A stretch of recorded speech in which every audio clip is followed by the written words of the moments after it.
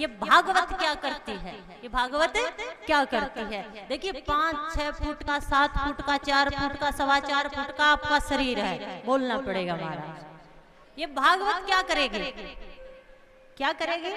एक कहानी सुनाती हूँ आपको, ध्यान से सुनना कि ये भागवत क्या करेगी। एक बार एक राजा का मन शहद खाने को हुआ और जैसे उसने मधुमक्खी का छाता देखा, तुड़वाया, सिपाहियों से, मंत्रियों से मंगवाया और वो शहद खाने लगे तो छोटी सी शहद की बूंद जमीन पे गिर गई। सुन रहे हैं आप, ये भागवत क्या करेगी। ये भागवत क्यों सुननी चाहिए, ये भागवत में क्यों बैठना चाहिए। छोटी सी शहद की बूंद जमीन पर गिरी और शहद को देखकर मक्खी आ गई।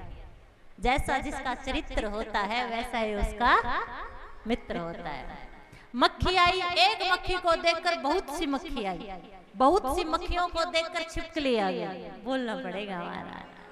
छिपकलियों को देखकर बिल्ली आ गई, बिल्ली को देखकर कुत्ते आ गए और बहुत से कुत्ते वहां इकट्ठे हो गए तो आपस में कुत्तों की लड़ाई हो गई। सुन रहे हैं आप, कुत्तों की लड़ाई हो गई। अब कुत्तों की लड़ाई हो गई तो कुत्तों के मालिक भी आ गए। पहले घर पे लिखते थे अतिथि देवो भव और आजकल लिखते हैं कुत्तों से सावधान। तो कुत्ते लड़ रहे हैं तो कुत्तों के मालिक आ गए। आधे शहर के कुत्तों के मालिक इधर, आधे शहर के कुत्तों के मालिक इधर और दोनों लड़ाई शुरू हो गई, दंगे शुरू हो गए। और जब लड़ाई ने पूरा रूप ले लिया तो मंत्री से राजा पूछते ये लड़ाई क्यों हुई, ये लड़ाई क्यों हुई। तो मंत्री ने कहा ये लड़ाई आपकी एक शहद की बूंद के कारण हुई, बोलना पड़ेगा हमारा।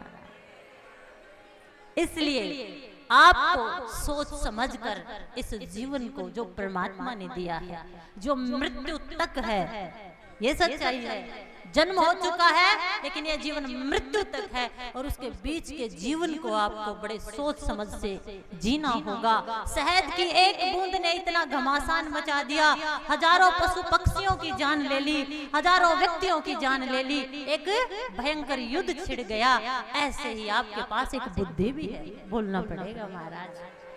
5 फुट वालों, 6 फुट वालों, 4 फुट वालों, शरीर वालों, सुनो, आपके पास एक बुद्धि है, 2 आंखें हैं, 5 ज्ञानेंद्रियां हैं, 5 कर्मेंद्रियां हैं, हाथ पैर हैं, लेकिन एक भी गलती आपके जीवन को नष्ट कर सकती है। इसलिए ये भागवत आपको ये बताने आई है कि जो जन्म मिला है प्रारब्धवश, बोलना पड़ेगा महाराज, जो आपने कर्म किए हैं, प्रारब्ध वश जो कर्म किए हैं, वो जीवन आपको मिला है और मृत्यु तक इस जीवन को कैसे जीना है, इतिहास आपको याद रखे, आपकी कथाएं गाई जाएं। एक भूल भी आपके जीवन को नष्ट कर सकती है, तो कौन सी भूल आपको नहीं करनी है और इस जीवन को हंसते मुस्कुराते हुए परिवार के साथ, समाज के साथ, परमात्मा के साथ कैसे बिताना है, बस यही भागवत आपको बताने आए, बोलना पड़ेगा।